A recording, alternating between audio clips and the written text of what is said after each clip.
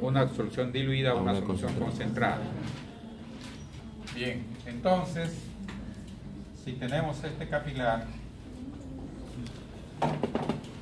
¿qué fuerzas tienden a sacar al agua? La presión hidrostática intracapilar, la fuerza con que el ventrículo lanza la sangre, ejerce una presión, esa presión tiende a sacar el agua. La presión hidrostática intracapilar. ¿Qué otra fuerza? Bueno, dejémoslo ahí. ¿Qué fuerza obliga al agua a volver del compartimiento intersticial al compartimiento capilar? Recuerdan, si yo tengo dos compartimientos A y B y esta membrana es semipermeable, solamente deja pasar al agua y no a los solutos. Tengo un soluto que no pasa,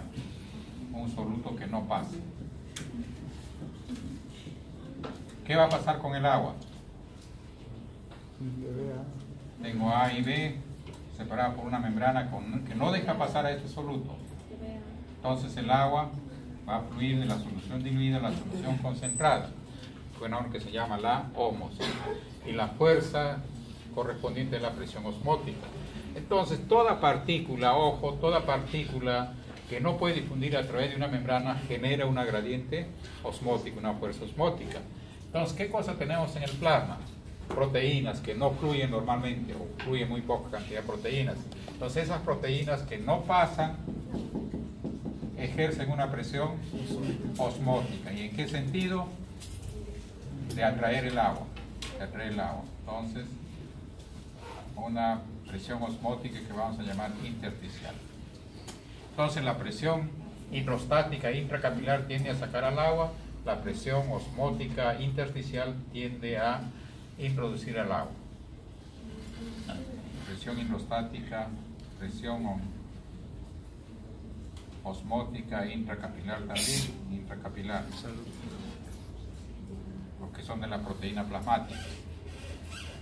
Bien, entonces la presión hidrostática intracapilar tiende a sacar al agua, la presión osmótica intracapilar de las proteínas plasmáticas intracapilar tiende a devolver al agua. El agua, a medida que se va acumulando en el intersticio, genera una presión también hidrostática. Podríamos hablar de una presión hidrostática intersticial que tiende a introducir el agua. Y si salieran proteínas, ¿qué generaría? Una presión osmótica hacia el intersticio, presión osmótica intersticial. Esas son las cuatro fuerzas involucradas: la presión hidrostática intracapilar, la presión hidrostática intersticial, la presión osmótica intracapilar, la presión osmótica intersticial. Según sea la suma, si predomina la presión intracapilar, la suma es algebraica, es positiva, el agua sale o entra. Hay fuerzas que obligan a salir, A y B por ejemplo, y hay fuerzas que obligan a volver al agua, C y D. Si A más B mayor que C más D, ¿el agua entra o sale? Sale. Y al revés, si primaran estas, el agua entraría.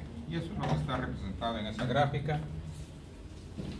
Presiones hidrostáticas más presiones osmóticas. Movimiento del líquido depende de la suma de la presión PC, presión hidrostática capilar, y es la presión hidrostática intersticial menos la presión hidrostática intersticial más la presión oncótica de las proteínas plasmáticas. Si la suma es positiva, el agua sale; si es negativa, el agua vuelve. Ahora, la cantidad de agua que va a salir va a depender, además de estas fuerzas, ¿de qué más va a depender? De la característica del endotelio. Recuerdan, hay endotelios continuos, endotelios con ventanas, endotelios cerrados. Entonces la cantidad de sustancia que va a fluir a través de esa membrana también será afectada por la característica del endotelio, y eso se corrige con esta constante K. O sea, K va a depender. K, ¿cómo sería en el endotelio capilar, por ejemplo? Grande, pequeño. En endotelio hepático, perdón. grande, porque el endotelio es discontinuo, deja pasar gran cantidad de sustancias. En el líquido, a nivel cerebral, ¿cómo será acá? Pequeño, porque casi no hay ventanas, no hay poros. Entonces eso corrige pues K. KdP es la constante filtración de la membrana capilar y depende de las características físicas de la membrana del endotelio. Acá un ejemplo numérico. La tasa de filtración entonces depende de la presión de filtración neta. La presión de filtración neta es la suma de las 4 fuerzas que he mencionado, y Kp es la constante de filtración, que depende de la naturaleza de la membrana. La presión introstática obliga a pasar al líquido arteriola a vénula. Entonces a este nivel 40 milímetros de mercurio, a medida que va pasando por el capilar va cayendo la presión introstática, a 30 sale con 16 milímetros. En cambio la presión oncótica, ¿qué pasará con la presión oncótica? Es la presión osmótica de las proteínas. ¿Qué pasará a medida que el líquido va fluyendo?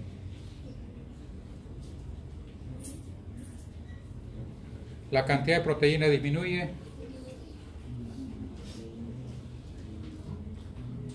¿Por qué va a estar dada la presión osmótica de las proteínas plasmáticas? Por la cantidad de proteínas.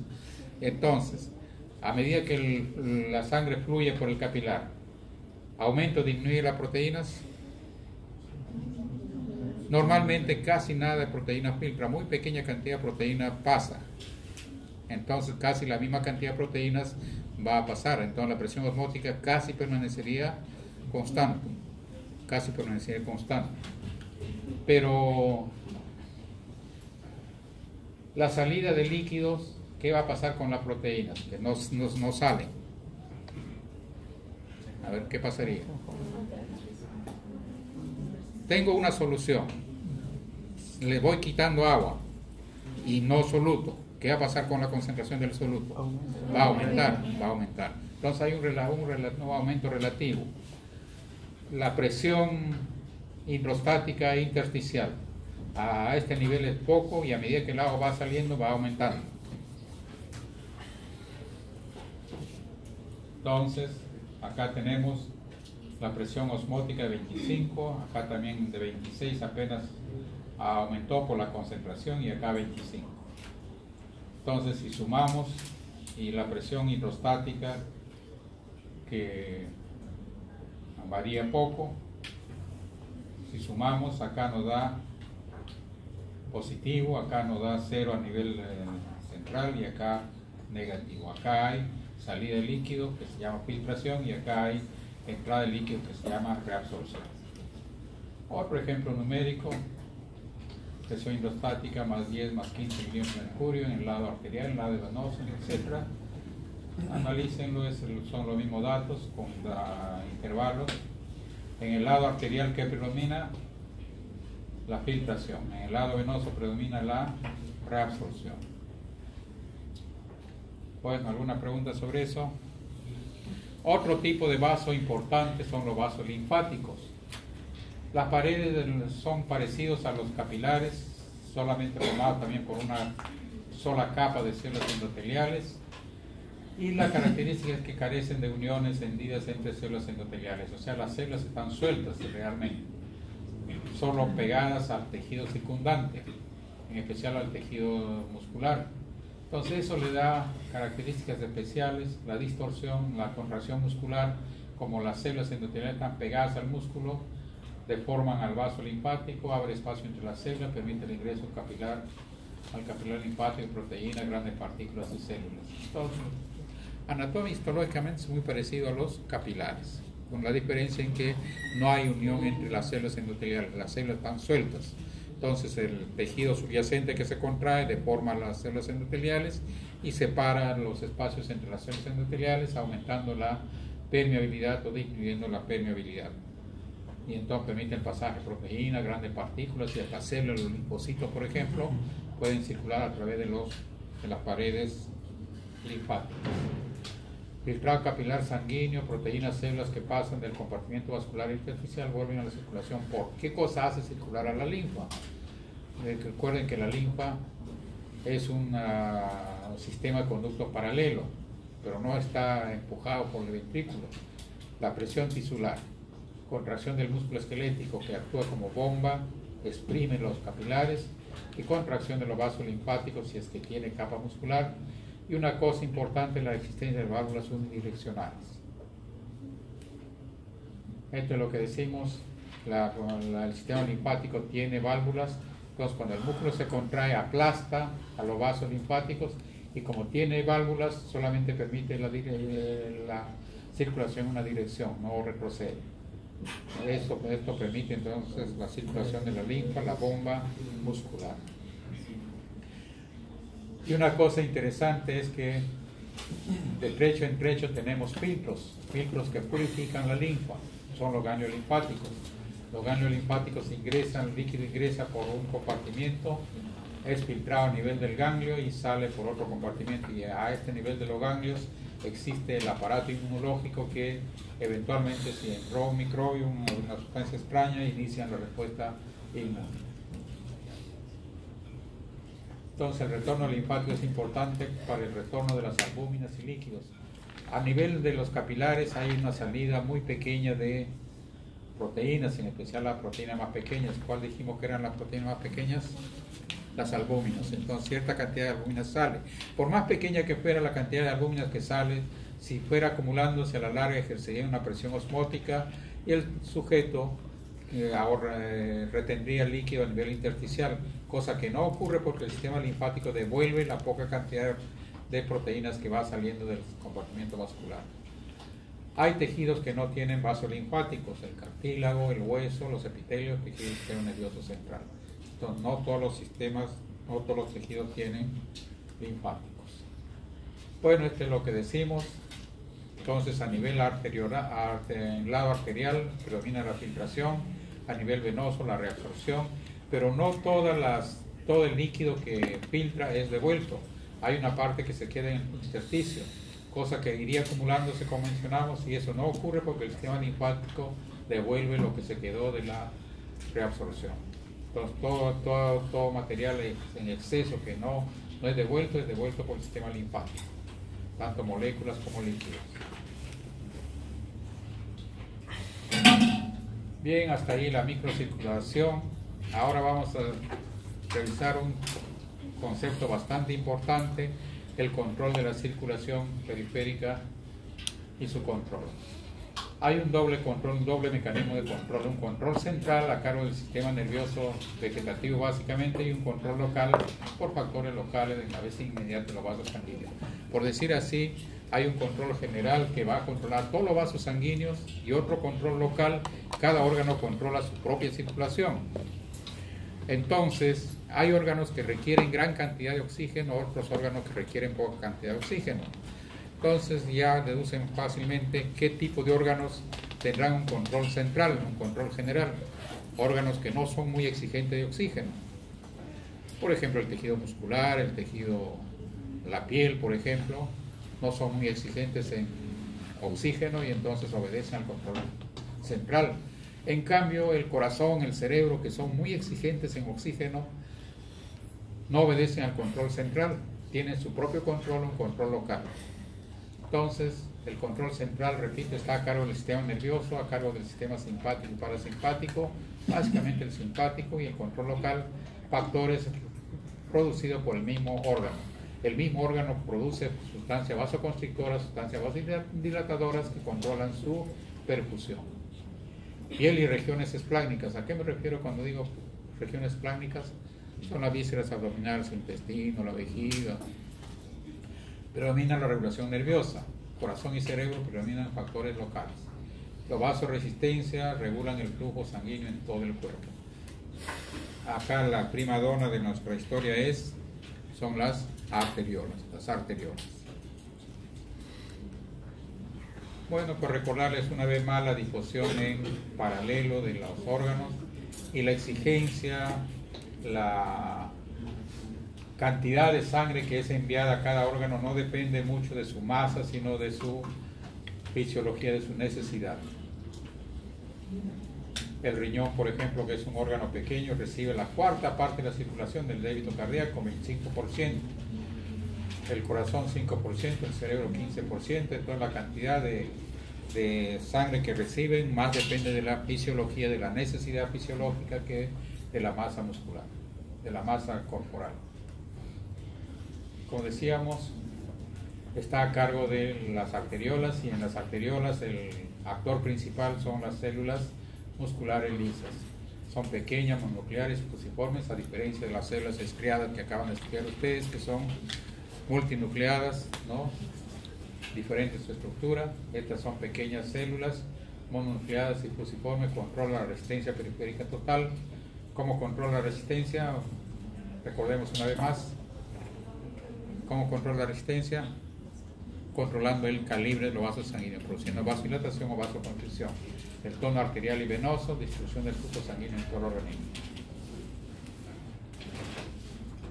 Bien, veamos entonces ese control extrínseco, el control general del flujo sanguíneo periférico.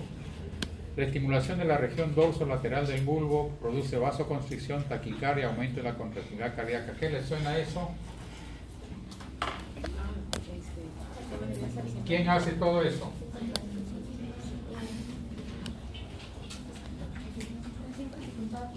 El simpático. Recuerden que el simpático, ¿qué hace? Produce taquicardia, sinotropismo positivo, aumento de vasoconstricción. Todo eso es la acción del simpático. Entonces en el bulbo hay un centro que se llama centro cardioacelerador. Cardioacelerador, cuya estimulación produce todo eso. ¿Cómo es la vía de estimulación? Es a través del simpático. ¿Cómo es la vía periférica del simpático? A ver, ustedes recuérdenme que acaban de estudiar su neuro. El simpático está formado por dos neuronas, la preganglionar y la postganglionar. ¿Dónde se encuentra la primera neurona? ¿Qué pasó? ¿Qué pasó, muchachos? En la médula. En la médula. ¿En qué parte de la médula? No, en la sustancia gris.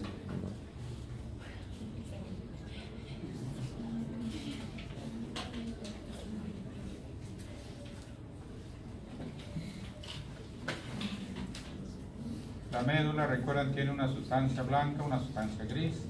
La sustancia gris está formada por las astas anteriores, astas posteriores. Una sustancia blanca que lo rodea.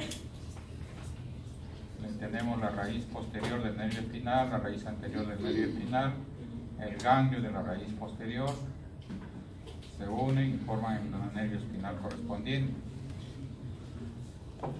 De la médula, que va de, recuerdan que la médula tiene los mismos segmentos que las vértebras, médula cervical, dorsal, lumbar, sacra, etc. La médula que va de T1 a L2 o L3 presenta astas posteriores, astas anteriores y presenta una asta intermedio lateral. Asta intermedio lateral en donde se encuentra la primera neurona de la vía simpática periférica. ¿No? Acá está la primera neurona que sale por la raíz anterior del nervio espinal, pronto abandona al nervio y ¿a dónde se dirige? Esto es la médula espinal, los ganglios espinales, los pares craneales, los nervios raquídeos que estaba mencionando, y hay una cadena de ganglios. ¿Cómo se llama esta cadena de ganglios? A cada lado de la membrana de la columna vertebral. Uno que está al lado de, ¿cómo se llama? Paravertebral. La cadena ganglionar paravertebral. Acá, digamos, uno de esos ganglios paravertebrales. Entonces, acá estaba la primera neurona, abandona el nervio y se dirige a la cadena paraganglionar, en donde se encuentra la segunda neurona, la neurona postganglionar. Vuelve al nervio espinal y junto con el nervio espinal se distribuye a los vasos sanguíneos, a las glándulas, en fin. Entonces, la vía simpática tiene la neurona preganglionar y la neurona postganglionar Esta, ¿cómo se llama? Rama comunicante, blanca o gris. Blanca, ¿no? Blanca porque está mielinizada, y esta se llama rama comunicante gris porque no tiene mielina. Bien, esto va a los vasos sanguíneos, a las glándulas, en fin.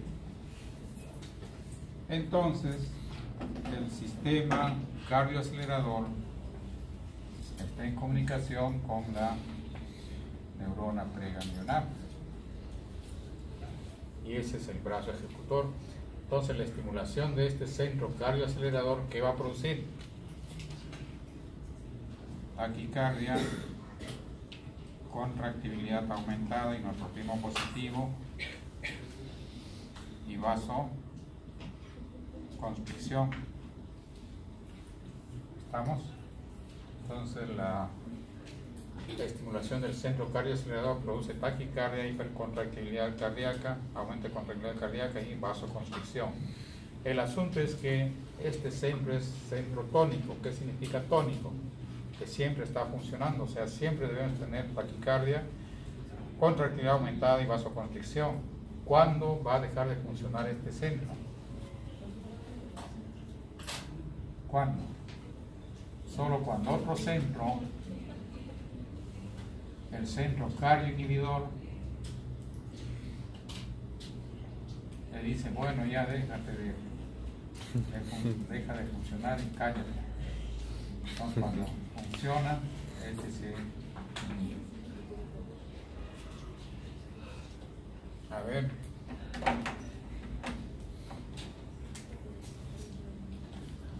Entonces empecemos por descarga del centro cardioacelerador, que produce taquicardia, inotropismo positivo y vasoconstricción. ¿Y qué hace eso con la presión arterial? La presión arterial sube.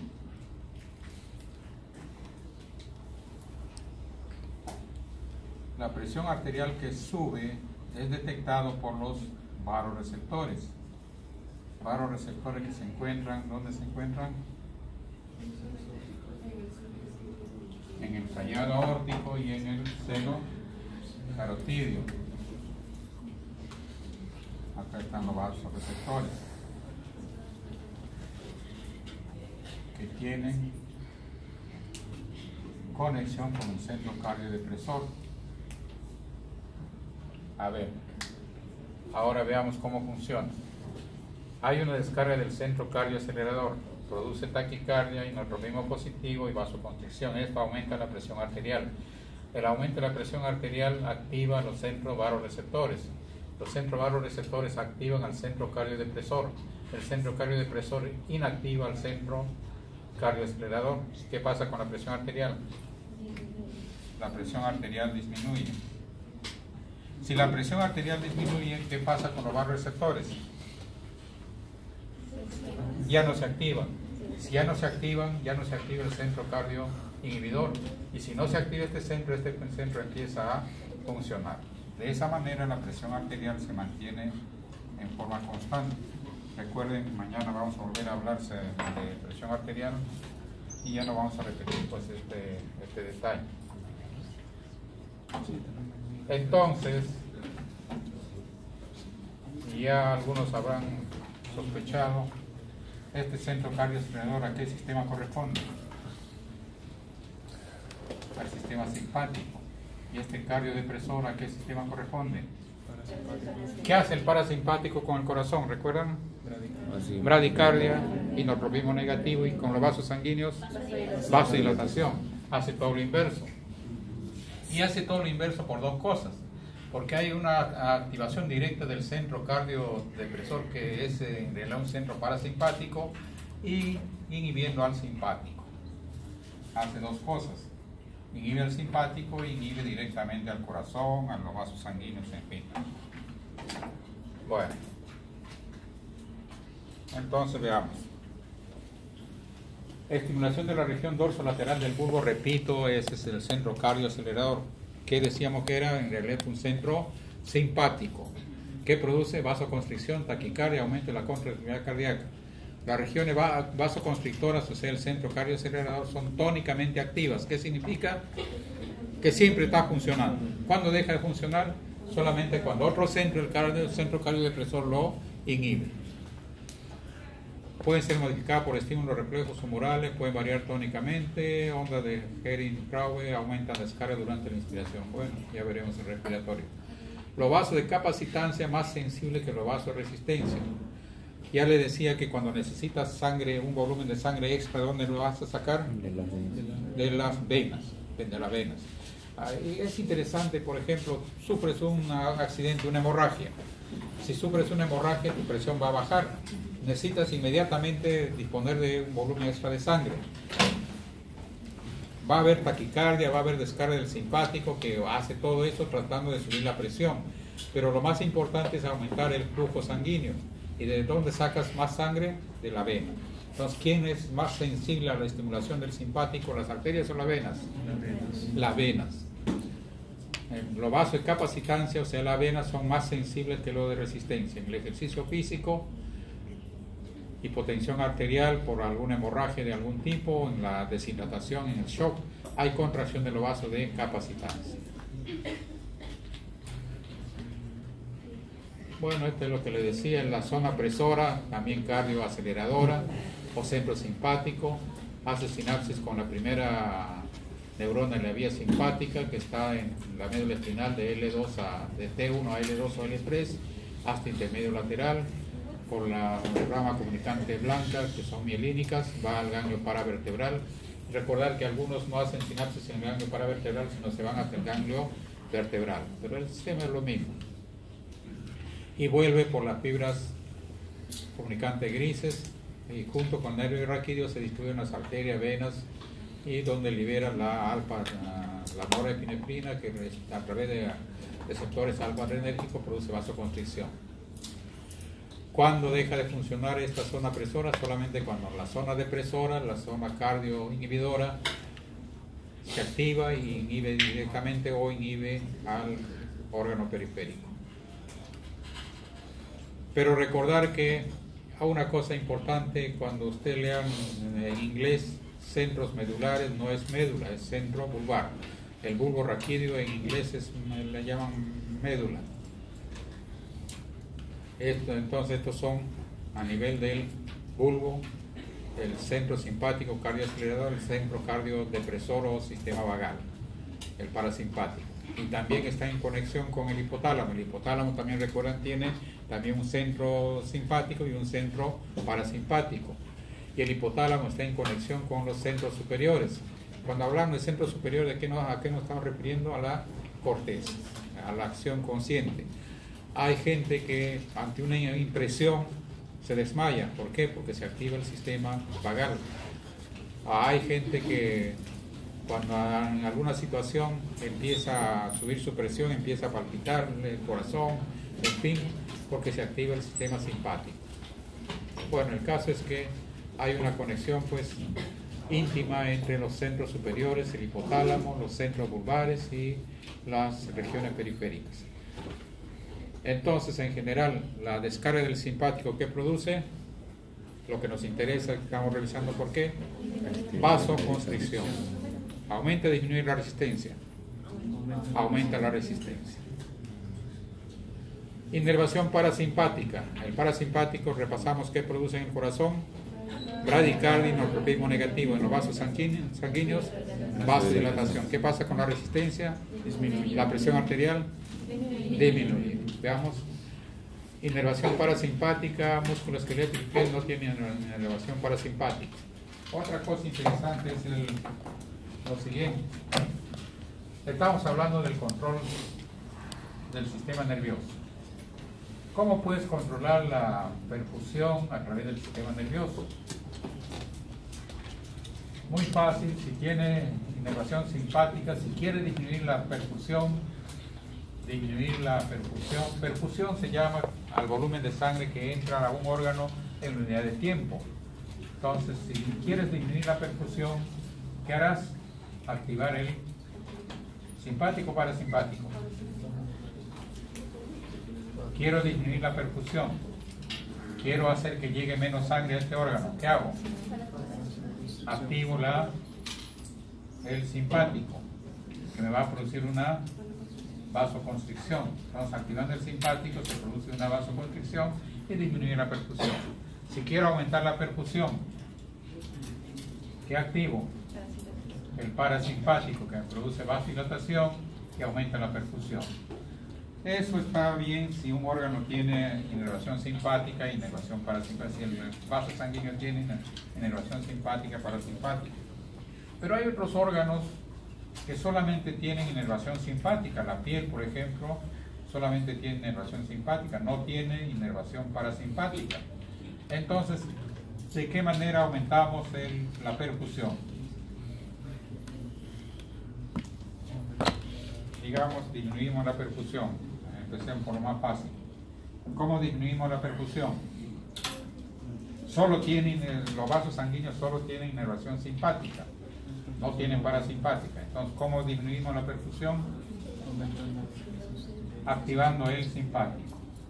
Activación del simpático. Activación del simpático produce vasoconstricción y por lo tanto disminuye la perfusión. ¿Cómo aumentamos la perfusión? Solamente hay inervación simpática, simplemente inactivando el simpático. Si inactiva el simpático, produce vasodilatación y aumenta la perfusión.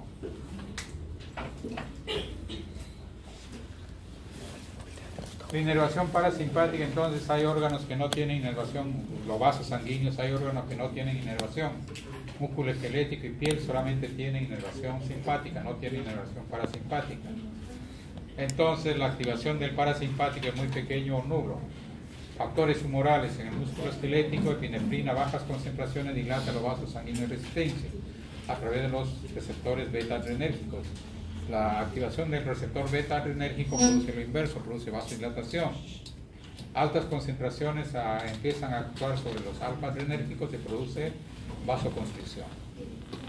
En la piel la epinefrina solo produce vasoconstricción porque solamente hay receptores alfa-adrenérgicos. En los lechos vasculares también solamente hay receptores alfa-adrenérgicos. Entonces el simpático solo produce vasoconstricción.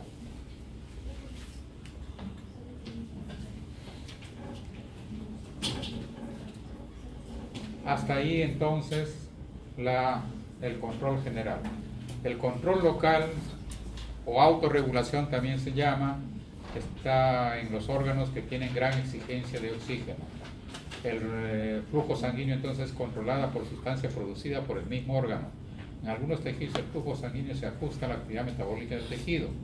Si metabolismo tisular constante, las variaciones de la presión de perfusión son manejadas por cambios en la resistencia vascular.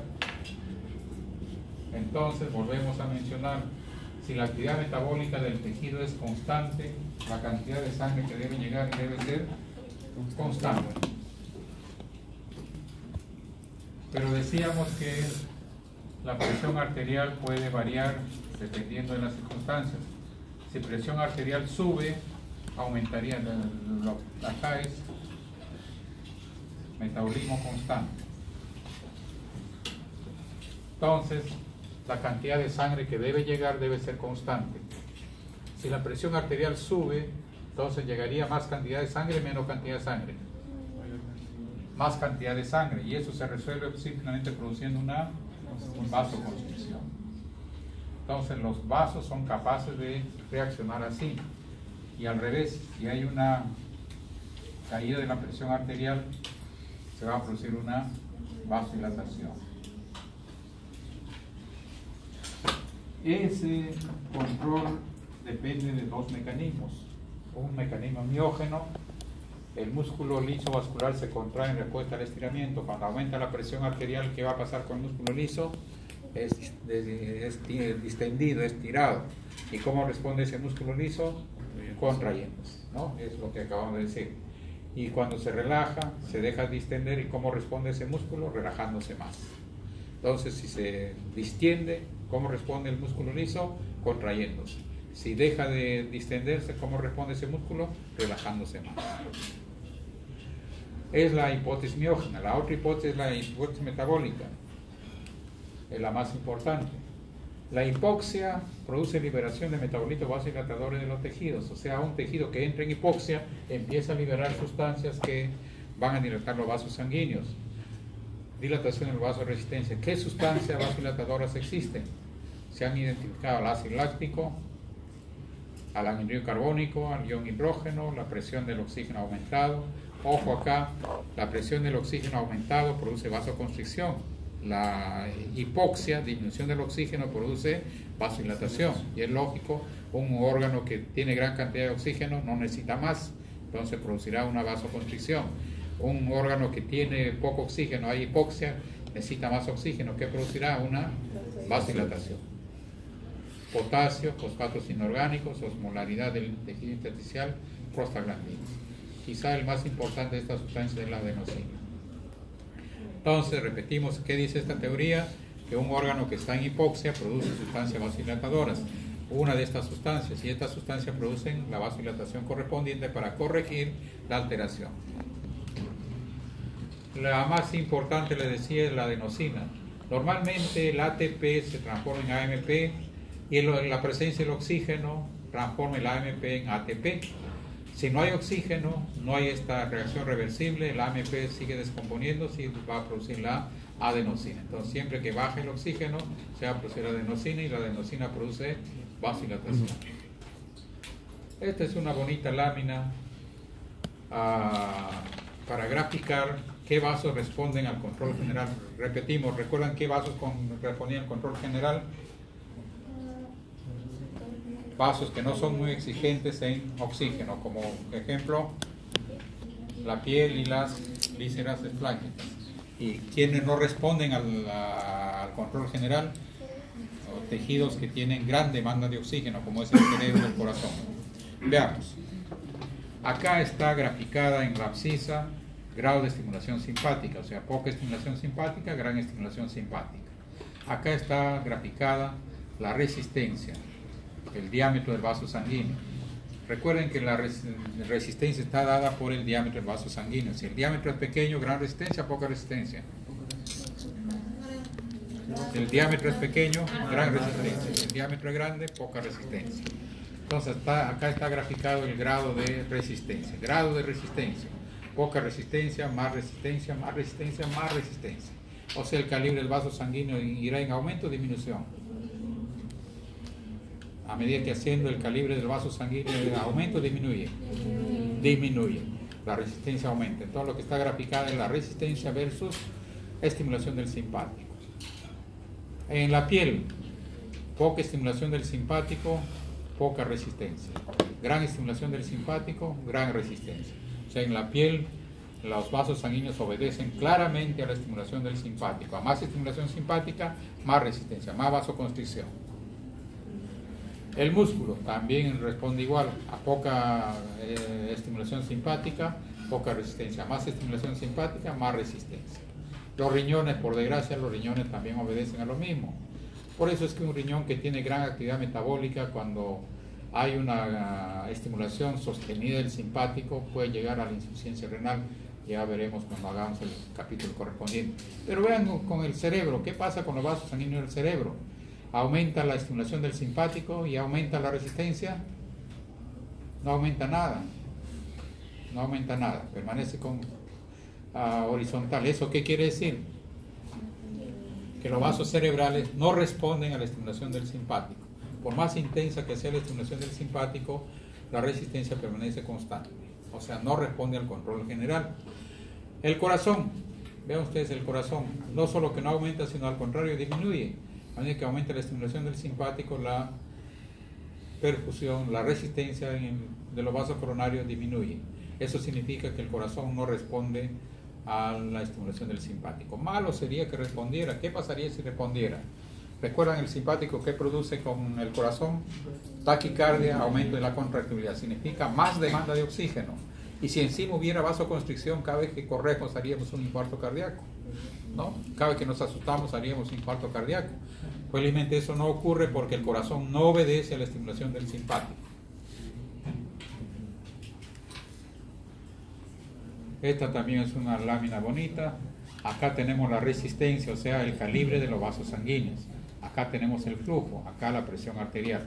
Si baja la presión arterial, el flujo es la cantidad de sangre que llega al tejido por unidad de tiempo, el flujo caída de la presión, flujo disminuye, la resistencia permanece constante. Eso en los vasos sanguíneos normales. Pero en los vasos que autorregulan, ¿qué pasa? Cae la presión arterial, entonces, ¿qué pasa? El flujo también cae y la resistencia disminuye. Y si la resistencia disminuye, la sangre entra con mayor facilidad, menor facilidad. Con mayor facilidad. Acá en los vasos que no autorregulan, la resistencia permanece constante, o sea, la resistencia permanece constante. Pero en los que autorregulan, la resistencia disminuye. Si disminuye la resistencia, la sangre fluye, entra con mayor facilidad, aumenta la perfusión. Trata de corregir la perfusión. Entonces, la arteriola, volvemos a mencionar, es nuestra prima donna de nuestra historia. Obedece a factores extrínsecos, factores intrínsecos. Es el responsable de la constricción, de la dilatación. Factores neurales, humorales, metabolitos de los tejidos, hormonas locales producidas, la respuesta miógena, eso de autocontraerse por distensión o relajarse por falta de distensión, factores endoteliales, sometido a una gran cantidad de factores. Acá algunos de los factores importantes a recordar: sustancias que producen vasodilatación, la adenosina, prostaglandina I2, péptido natriurético auricular, bradiquinina, potasio e hidrógeno, los beta-adrenérgicos, óxido nítrico, son principales vasodilatadores. Vasoconstrictores: alfa-1 adrenérgico, hormona antidiurética. Recordar que la hormona antidiurética tiene un efecto vasoconstrictor potente. La endotelina 1 es el más potente vasoconstrictor, romosano A2 y la autorregulación miógena. Bueno, ¿alguna pregunta? No. Profe.